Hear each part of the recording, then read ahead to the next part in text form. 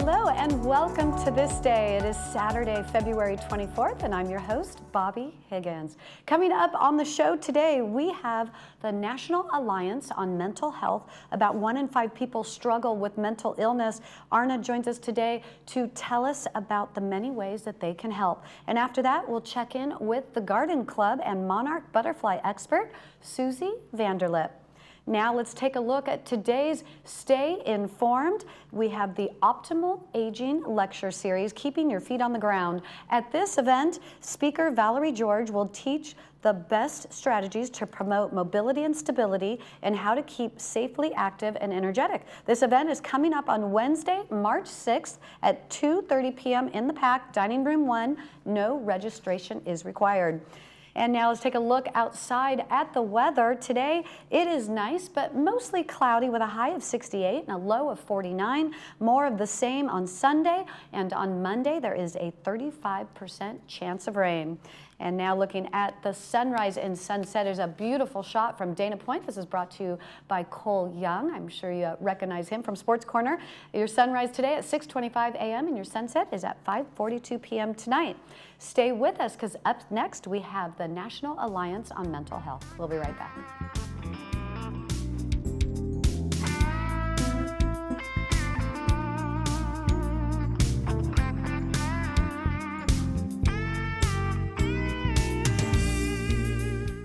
My name's Erica, and I believe each mind matters.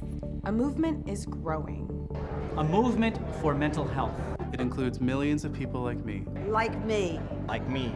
Who are ready to create change. Because half of us will experience a mental health challenge. But no one is alone. We all have mental health. Sometimes we're okay. Sometimes we need support. And when support is needed, it's okay to reach out. Because people can and do get better. And we make it possible by speaking up. Being open and honest. Living stigma-free. Hope starts with me. This is the mental health movement. Join us. Join us. Join us.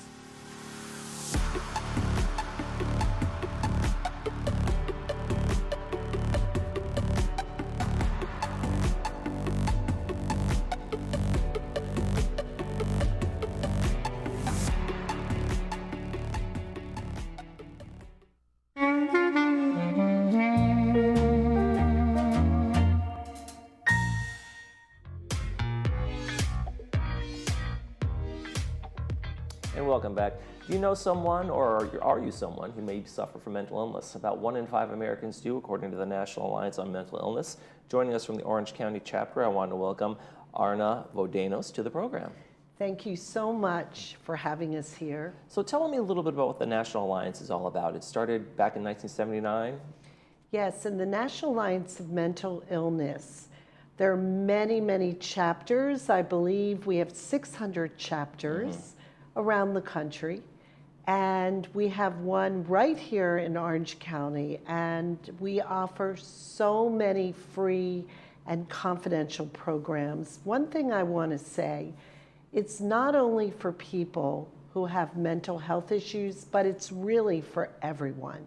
Right, like a support system for folks who are dealing with family members or friends and loved ones and those kinds of things as well, right? Absolutely. But again, all of us get lonely. And I'm very excited to talk to you about our warm line, because the way we want people to understand it is the NAMI Orange County Warm Line is for everyone, and especially for older adults. Okay. Yeah, so you don't have to have some sort of clinical diagnosis to be considered maybe you're having a mental health challenge, right? And it can be a very temporal thing. It's very transitory. It's like I'm in a deep depression. Maybe you lost a loved one. You maybe even lost a pet or something like that. Whatever that might have triggered you into maybe getting into some kind of maybe a spiral, right? Well, I think it's really important. What you're bringing up here is grief and loss. And all of us, especially as we get older, we experience that. And grief is a process. So that is a time to get the support. And the NAMI Orange County Warm Line, we have peer mentors, people with lived experience. People are on there who are trained, all ages, all walks of life. Right, we just have the phone number up on the screen for the warm line. what is the difference between a hotline, which we're used to hearing about, and a warm line? Well, when you think about a warm line, we focus on compassionate listening. We have open-ended questions. We're not giving advice. We're there to be heard. And how many of us in our life have a place where you can just be deeply heard? And that's what the NAMI warm line is. Okay. So for 20 minutes every day, you can call the number on the screen. You can speak to different trained peer mentor specialists, and they will be there just to listen. They will be there to help you come to your own answers as well. Now, can that be enough for a lot of folks to help them pull them out of the kind of place they're in, being heard, and maybe is there a sense of relief from that, or like, okay, I got that off I feel so much better now, you know? There really is an effect of feeling lighter. You know, this human connection, actually there's even studies in the brain that shows just to be able to talk, have someone validate you, there is something that actually happens in the brain, a process. So we are not therapists, although I'm a clinician and overseeing the program, and we have many clinician supervisors, but the people you'll speak to are people with lived experience. Right, and it's just that peer-to-peer kind of a feeling in terms of a friend-to-friend connection. Yes. And that kind of leads me to the next one. You guys have a program called Silver Companions. What's that about? It's different than the warm line. This is a face-to-face kind of interaction, right? Well, yes, and what Silver Companions is, it's what we call a one-to-one mentoring program for older adults, 50 and older in Orange County. And what the program does, it's going to link trained mentors to individuals to provide that dedicated support, encouragement, empathy, practical tools, and guidance for mental health, wellness, and community resources. I do want to mention another part of what we do on the warm line. We offer resources as well. Okay, right. So if someone's on there and they recognize that this person might need some extra support, some extra things like that. It might be something like, you know, the program we just talked about, Silver Linings, or Silver Companions, yes, rather. Silver Companions. And or something else like that, or maybe get them to someone, a clinical referral to a specialist that maybe they need a little more help. And that whole warm line is an idea. Let's not get it to the point where it's a hotline, where we're in an emergency. Let's intervene early on. Well, I would like to talk about that. Would it be okay if I did offer the Silver Companion phone number? Sure, go right ahead. Okay, it's 657-643-7416. Now, going back to the warm line, sure. I'd like to really differentiate a hotline and a warm line. First of all, the NAMI Orange County warm line can act as prevention for suicidal ideation, because the more buffers we have in our life, the more connection. That does decrease that. And if a call comes in that is more of a hotline call, we do a transfer to 988. 988 is a national hotline since 2020. That is the number to call. So if any of your viewers are having suicidal thoughts, a plan, a time schedule, they should call 988. If they would call our warm line and that was identified, we would transfer them to 988. Is the warm line also a place for someone who's maybe dealing with someone who's having some challenges, mental health challenges, to call up and maybe, hey, I'm dealing with my brother, my sister, my loved one, my son, and get some guidance and advice?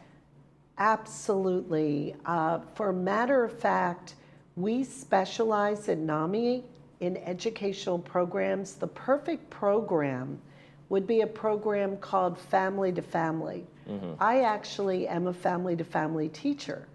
I have a loved one with severe mental illness, and as a teacher, it's an 8-week program. We offer it via Zoom and also in person in the Orange County area. So the family-to-family program would be perfect. We also have a peer-to-peer program. We have in our own voices, we have family support groups. So NAMI Orange County offers a number of programs.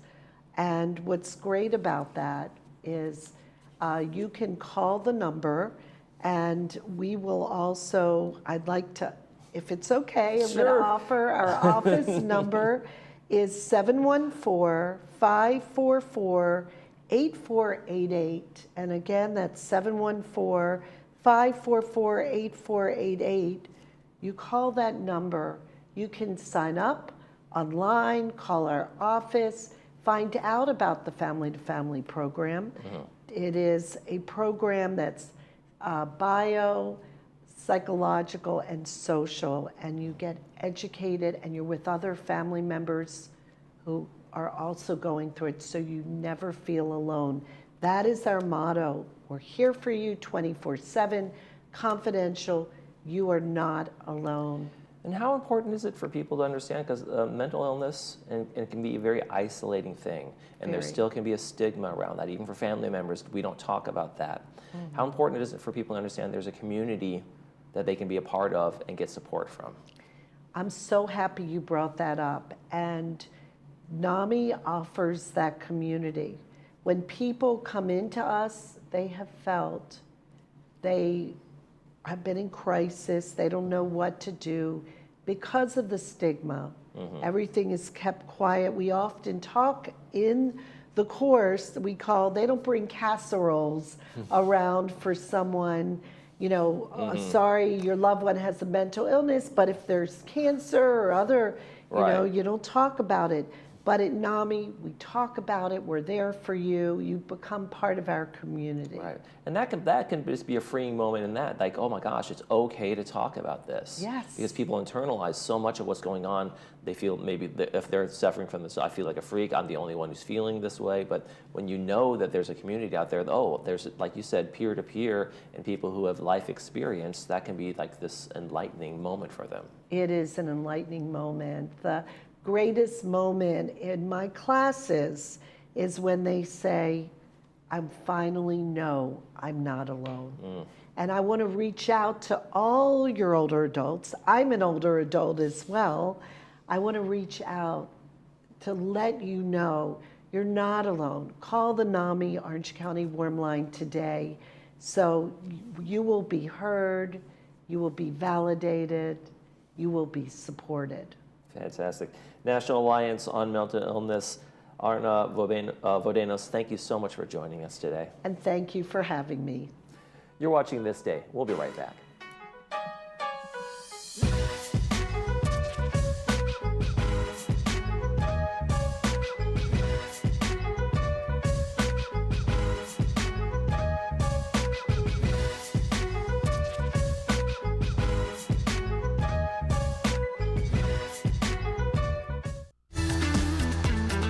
The Hogue Classic is returning March 20th through the 24th. Defending champion Ernie Els and a Hall of Fame roster of PGA Tour legends descend on Newport Beach Country Club to take top prize from the $2 million purse. Come experience the thrill of champions. For tickets, visit HogueClassic.com. See you at the beach.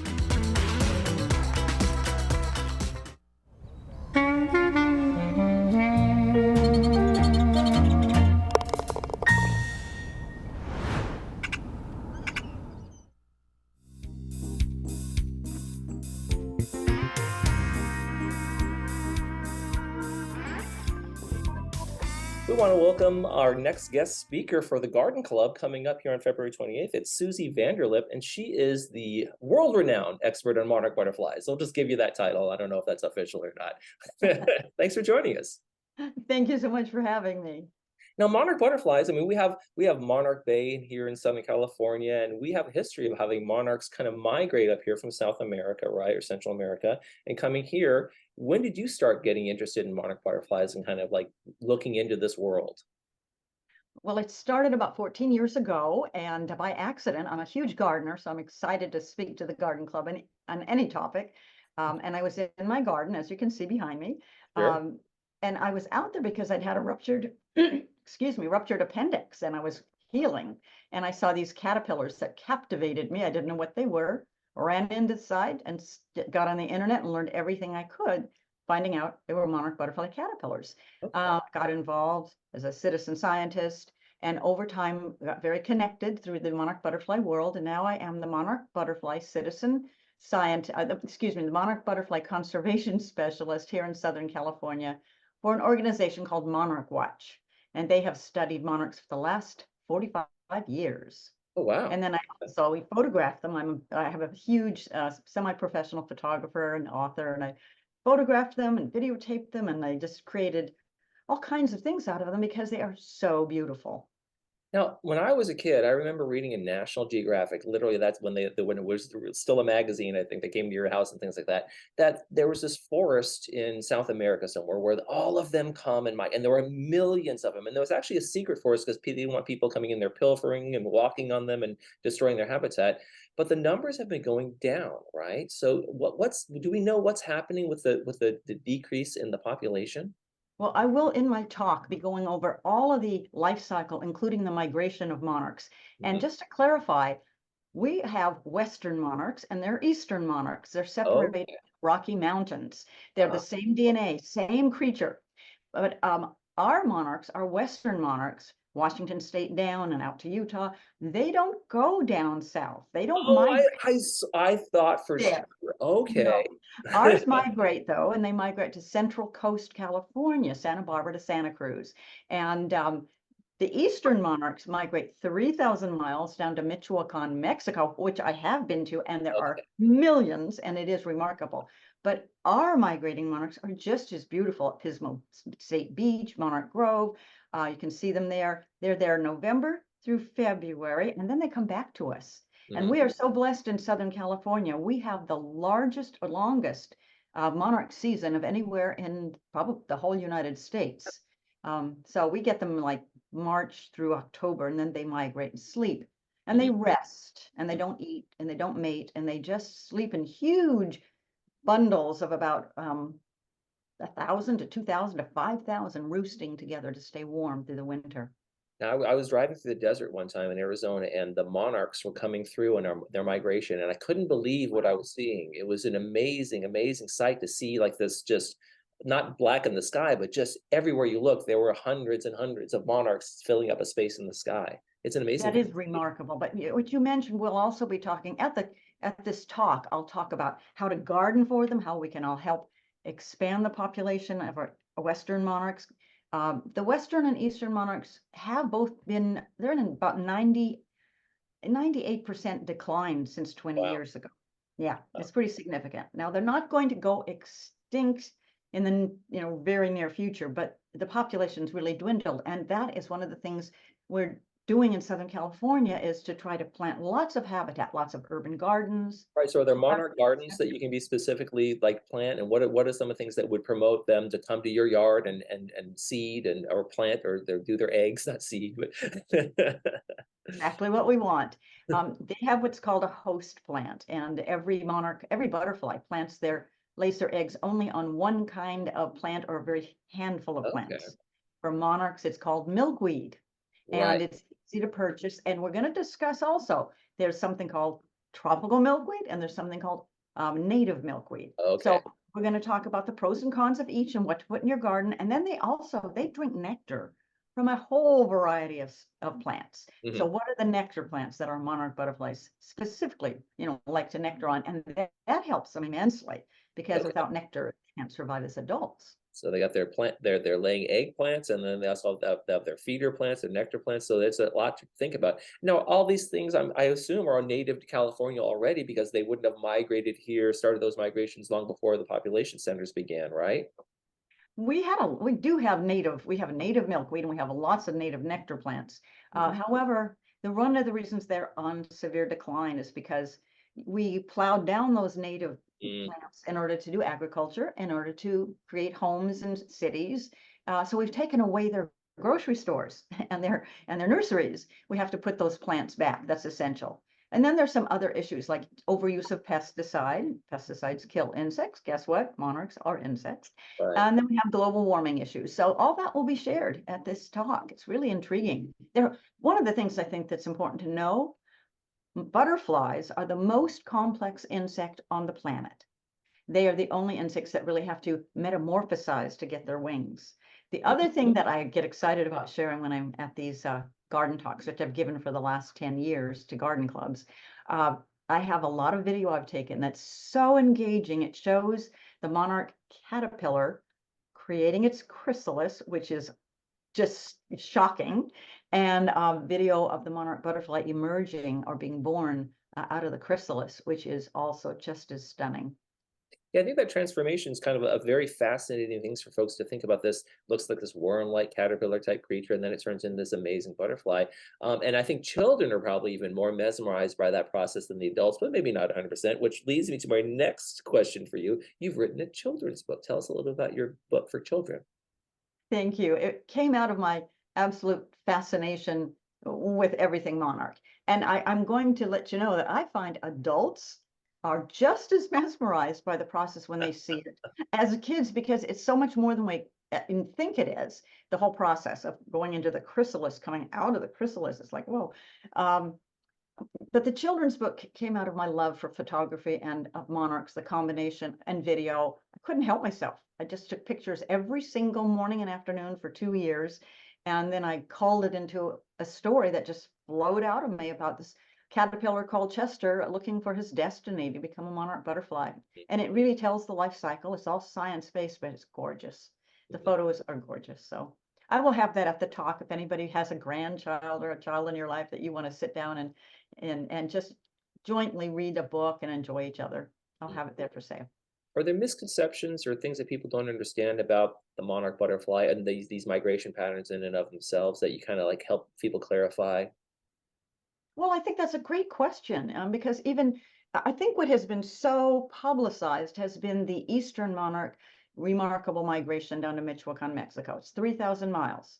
It is the longest migration of any insect, so it's one of the marvels. But it doesn't mean that our western monarchs aren't equally fascinating and beautiful. I think that migration will clear up, but also the life cycle. Oh, I must clarify. When I was growing up, we were taught everything creates a cocoon. Well, guess what? Moths spin a cocoon and butterflies make a chrysalis. So that's I didn't know the difference between that when I was a kid either. I didn't understand that difference. Yeah. And that will go into as well. I think one of the joys, monarch butterflies for many cultures, the American Indian culture, certainly the Mexican culture down on Michoacan, have a huge celebration when the monarchs return there in September, October, because there are cultures that believe that the spirits of our ancestors are in those monarchs. And I cannot tell you how many times people have come up to me after talking and told me that at the funeral of a loved one, they saw a monarch butterfly. Oh. And for them, it will always represent the spirit of their loved one. That's amazing. What a wonderful, wonderful story. How important is it for us to conserve, make sure we're planting these gardens, and what happens if the monarchs go away? Is there a collapse in the kind of the ecosystem in terms of those concerns that we might have? Well, that's a real serious subject, and it is really significant because monarchs are pollinators, just as bees are pollinators, but they pollinate lots of flowers. Mm-hmm.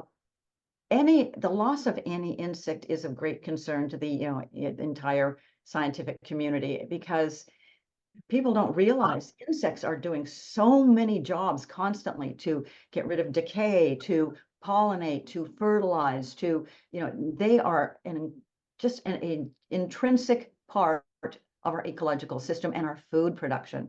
So even though monarchs aren't going to be the bees that do lots of crop pollination, they are a critical part of pollination. The other thing is that they're so beautiful. They are considered the iconic butterfly because, first of all, they're larger than most, right? And they're special. They float Other butterflies flit so fast you can't even hardly see them. Monarch butterflies float, and that's why I was able to photograph them so well, because they'll sit on a nectar plant and they'll pose for you, and you can take beautiful photographs of them. And so everybody knows who they are. It really, I have found fascinating. Anybody who has ever raised a monarch caterpillar all the way through chrysalis to it becoming a monarch butterfly, they become totally passionate. I mean, everybody I know, man, woman, child. I think it's because it represents becoming something, change, trusting the process of life. Right. And once you become a surrogate parent, how could you not love your kids? Yeah. Well, for folks who want to know everything there is to know about planting a monarch-friendly garden, through the pollination, through the chrysalis process, Susie Vanderlip's going to be at the Garden Club at February 28th, Wednesday. It's going to be a great meeting. Make sure you get out there and enjoy it. Susie, thank you so much for joining us today. My pleasure. Thank you. You're watching This Day. We'll be right back.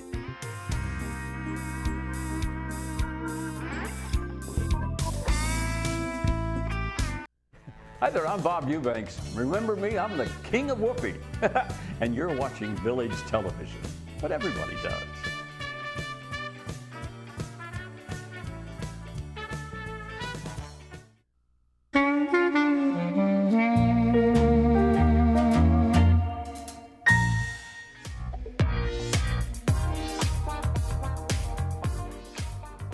Welcome back to This Day. Let's take a look at today's movie presentation here on Village Television. Today's movie is the Stones and Brian Jones documentary and is being brought to you by RadNet.